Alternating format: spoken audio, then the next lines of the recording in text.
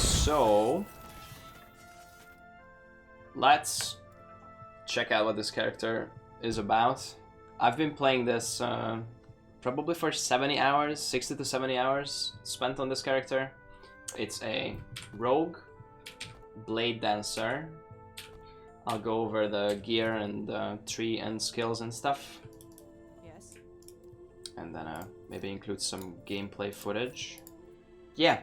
Let's check out the skills. So this character is based on this ability, Shadow Cascade.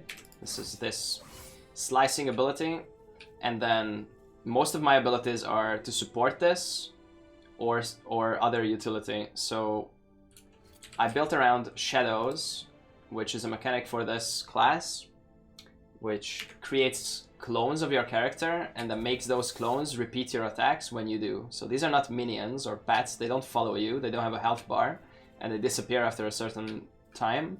But when they're active and you use an ability, they copy it instantly. So my Synchronized Strike creates 2 of these, my movement ability creates 1 of them and instantly uses the Shadow Cascade. My Smoke Cloud slowly creates some of them. I can't control where, so it's just, if I pop this on a boss, they're usually gonna hit. And then my 7-sided strike, or I call it 7-sided strike. This is the Lethal Mirage. If you played Diablo 3, it's kind of like the Monk's 7-sided strike. Not happening. That also creates some. So my skill trees look like this. My shift is my movement ability. It's nice. It has a 2.8 second cooldown. I only have CDR on 1 piece. There is 1 dagger in the game, the Smoke Weaver, that reduces the cooldown of shift by a lot. So if I put this on, I could have 2.1 second cooldown on it. Not happening. You can equip 2 of these actually and get this to like 1.7, 1.6, but then the range will be really small. You can actually build around this, because your shift will be very short range, and both of the Shadow Cascades will hit the target always, but that's like a different build. I went for crit, so I have 100% crit chance, or very close to 100% crit chance on my Shadow Cascade. So I went for a lot of crit multi. So my shift has Unseen Strike. This is just makes it so that it also attacks on the way. This one makes it so that your next attack will do more damage or increase damage. This does the same thing and also stun chance. This gives you a movement speed buff, 50% for 1.5 seconds after shifting. And movement speed is also a damage multiplier for us. I'll show that later in the skill tree. This is just mana recovery. This makes you invulnerable while shifting. It's like a invulnerability frame, I guess. Little dodge. Creates a shadow. This is important for our shadow stuff. And also does a Shadow Cascade after the shift. Shadow Cascade, so this is our main thing. We went for big AoE. Damage multiplier for attack speed. So I have 73% increased attack speed. So this is a 0.6% multiplier per 1% attack speed. This is base crit chance. This is crit multi. This is shadow on kill. This is mana per shadow, and then mana refunded if you hit at least, if there's at least 1 shadow out there. This is my smoke bomb. This is damage and survivability. I spec 1 point here for armor shred for each second the enemies that they spend in the smoke cloud. This is a little slow. It lasts longer. Smoke blades. This is just melee damage while you're in there. This is melee leech while you're in there. This is the one that creates shadows every second. It creates 1 shadow if you spec 4 points into this. And then we have bigger area and frailty, which is a very small defensive layer. And then we have Synchronized Strike. So this is important because of this. I'll show you in a second. So Synchronized Strike creates 2 of these shadows, like I said before. And there's a point here that I haven't shown before. This is called Careful Assault. It gives you a massive damage multiplier if you have a specific number of shadows. So I put 2 points into this. So this becomes a 50% damage multiplier whenever I do 1 Synchronized Strike, right? Because Synchronized Strike creates 2 shadows. And then this is a massive burst, because all 3 of these cascades will do 50% more damage. And this is a multiplier, this is not increased. Synchronized Strike, I went for damage, base crit, crit multi, and crit vulnerability. Pretty simple stuff. Mana efficiency, so it costs less. Attack speed if it hits at least 1 mob. And that's about it. And then our last ability, which is Lethal Mirage, it's the 7-sided strike. We go for Shadow Chance. So this creates little mirages, and when it hits, so those fast-hitting mobs, those are not shadows, those are mirages, but every mirage has a 10% chance to leave a shadow behind, which then will repeat our cascade. And we have a 100% chance to leave at least 1 behind from another point. I think it's up here, yeah. This is also my Culling Strike. So this ability kills everything instantly below 18% health. So whenever any boss is below, 20%, you can just pop this and then it will die. This is just more mirages. They also have a chance to do your Shadow Cascade, the mirages, and then damage multiplier, blind duration, frailty, little defensive node. Yeah, pretty cool build, I think. I just perfected this as I went, and I changed stuff like on the go. I respec'd some stuff, I tried out other abilities. This is what I landed at. Disclaimer, obviously this is not the best build. I'm sure you can build this better, but this is what I've done. I'll show you my gear and my skill tree next. Let's check out the tree. Rogue tree, you have to spend 20 points in your base class tree, and then you're free to spend points anywhere else. I went for attack speed, damage, dual wielding. You have 1 point on this, 1 point in evasion, and then 5 points for haste. This is my source for haste, which is 30% movement speed, and then this node gives us damage scaling for movement speed. So this is 1% damage for 1% movement speed, and whenever I dash, I gain 50% movement speed. I gain haste, which is 30% movement speed, 25% on hit. So this is nice. And then the rest is all in Bladedancer. This is defensive stuff. Dusk Shroud is like dodge and chance to get Glancing Blow. Glancing Blow is 35% damage reduction. Melee damage and movement speed. Movement speed is damage, right? This is Flat Fizz and dodge. This is health gain per shadow creation. So this is a nice like sustain health gain, and also shadow damage. This is damage when dual wielding, attack speed when dual wielding, big value. And then this is our most important node. 160% increased crit chance for if you're wielding a sword and a dagger. So we are wielding a sword and a dagger. So this is a massive crit buff. It helps us get to crit cap. This is crit vulnerability, also helps us with crit cap. And then big crit multi, but then you do less damage with non-crits. But we don't do non-crits because we're pretty much crit capped. And then Shadow Master, just an extra shadow, and damage, shadow damage. And then we have some armor shred here. That's pretty much our tree. And then gear. So I go for dagger and sword, as I mentioned. In the latest patch, they changed the sword bases, so they added this crit multi base, which is insane. I used to have a 53 Flat Fizz sword before, which used to be the best, but now they added this crit multi base. This is ridiculous. Like just the base with like a T1 Flat Fizz roll beat my old sword, so we just crafted this T5 T4 Flat Fizz percent Fizz. This could easily be improved to double T5 with some suffixes like armor shred or stun. And then this dagger is pretty good. T5 T5 T5 T2, and then 77 Fizz base, flat crit chance, base crit. Our helm has CDR, crit avoidance. Our amulet has Fizz pen, which is you can only get pen on the amulet. This is really important. Big damage. Our chest is +2 Shadow Cascade, so we have level 22 on our main ability.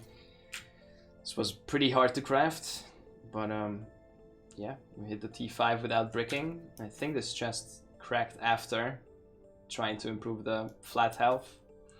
My belt is fizz damage, crit avoidance, hybrid health, and a potion slot. Triple T5. Still haven't bricked, but upgrading this potion slot is not important and it'll just break the belt, so I don't want to. Gloves, hybrid health of course, flat health, attack speed, and then dex, kind of whatever. I don't use Void Res base because I actually got a Void Res blessing. I'll show you the blessings later. Boots, hybrid health, crit avoidance, movement speed, vitality, and then we have one crit item, which is the relic.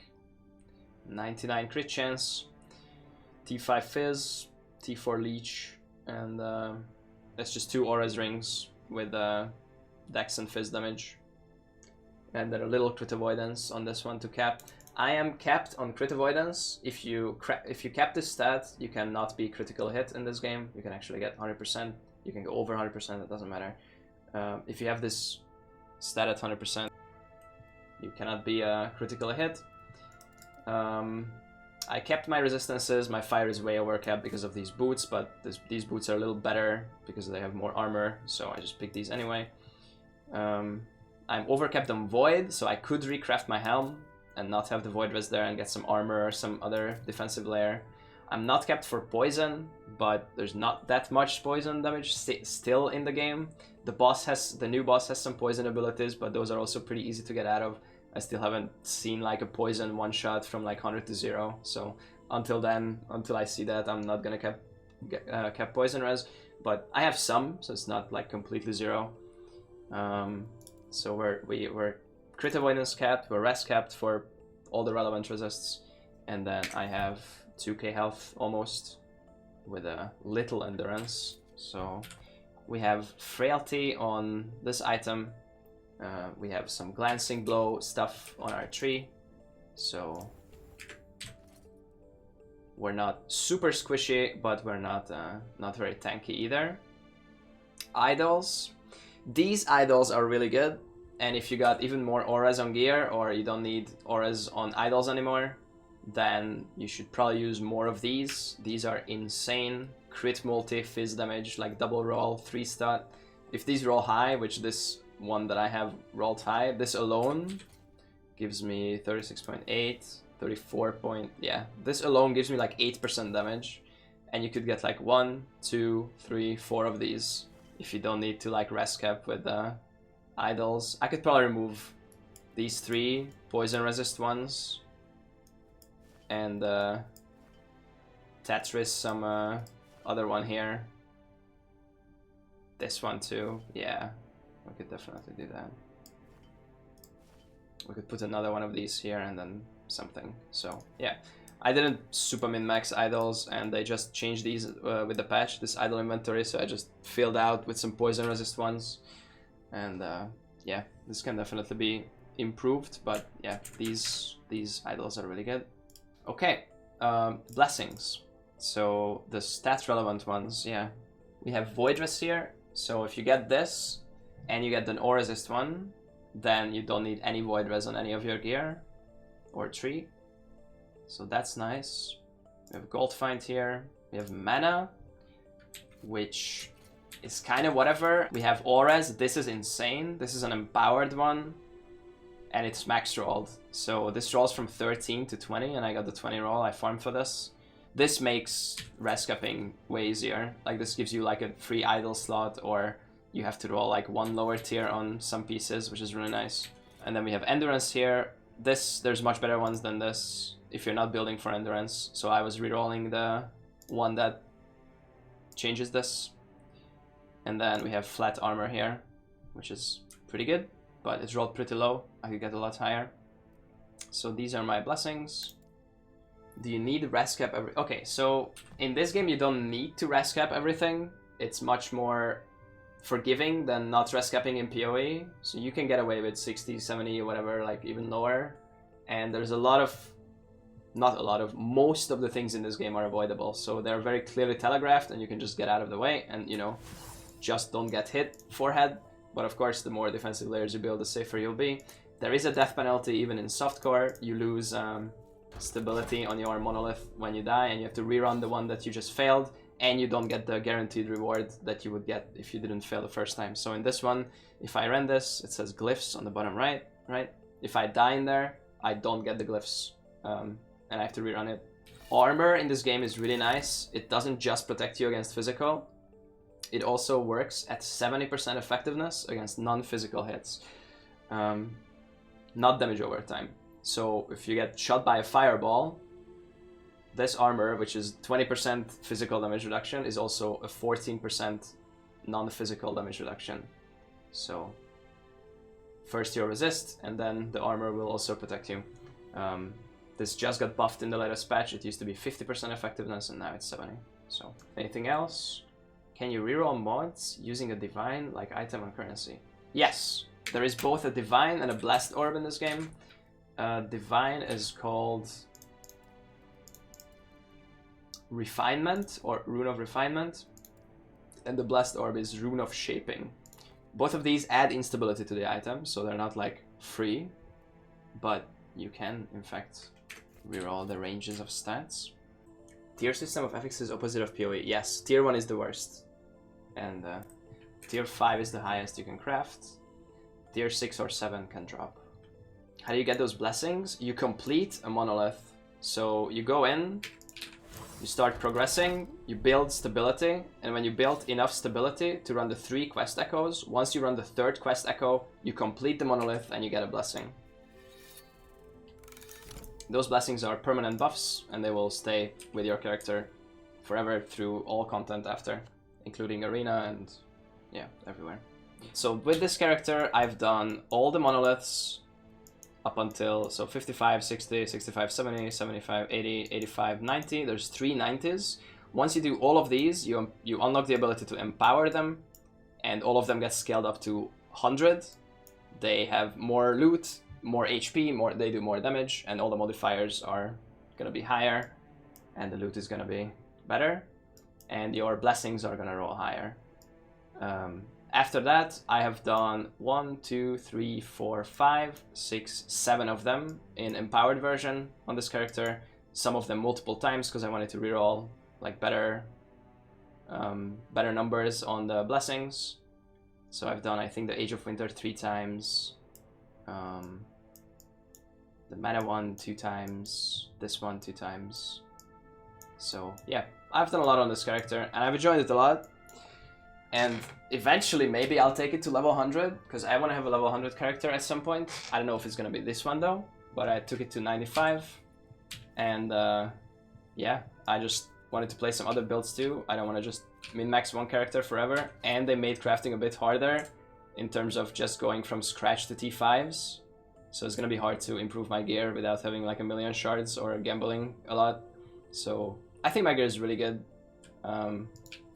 I can do like 2-3 damage mods in the empowered monoliths if I don't, you know, stand in stuff.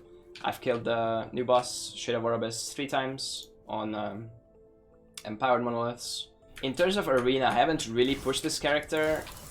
I've done wave 165 with the one try that we've done at like level 90-ish. Since then I've got some better stuff, some better blessings, some more damage. Yeah, if I tried a few times, I could probably push this to like wave 200 in arena. But right now I don't really like arena because it's like, it's very slow to get there, and monoliths are just more interesting, and I can actually still feel like I'm working on the character and like upgrading it.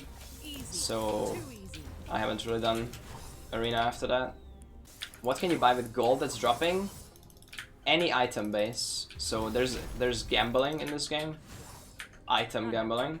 You can just go to a guy and buy a base, and it might roll white, it might roll blue, it might roll rare, or even unique, really rarely. And you can use those bases to craft on if they roll well on the implicits. You can gamble away like millions of gold in some cases. Like if you really want something like perfectly rolled and it's big range on the bases. The hunt. Oh shit, water shrine. Alright, let's get to the boss. Haste shrine. Look at the speed. I got a water shrine and a haste shrine, and I put on my CDR dagger. Not happening. Who said there's no clear speed in this game? Die, human. Alright, kill this shrine. Goodbye. Let's dash to the other one.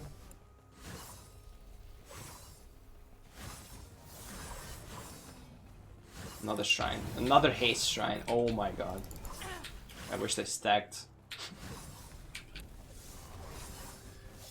Alright, we don't need this anymore. Woo. Nice.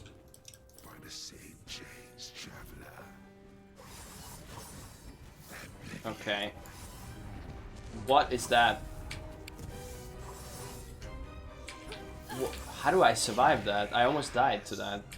Where do I stand? Okay, she has a poison line thing. He has a frontal poison thing. He has a little laser thing. He has AoE explosions. Okay, let's do the lasers. Oh no, we have to stun in this. Oh, so he does an outer circle and then an inner circle. So you stand in and then you get out. I see. Okay. Like poison. Okay, this is the 2 circles. Poison line. Frontal poison. He'll probably do lasers soon. Yeah. This is the outer circle. And then inner circle. Ah, that's cool. Okay, he's almost dead, kind of. I'll just carefully nuke from here. He's almost call range. We can call him now. Nice. We got the ring again. Oh, we got the axe. This is best in slot unique axe in the game for like a build for the Void Knight, right? For a Doom Void Knight. 96 flat void. Could draw so much better though. I think that's it. Unless there's any other questions about this build, it's time to say goodbye to this character for a while. Here, I'll hit the dummy. Some people asked to see some dummy numbers. This is just basic auto attack or Shadow Cascade, and then if we go ham on the this, then you can see some 70k numbers sometimes. Up to, I remember seeing 71k. Oh, there you go, 70k. Yeah.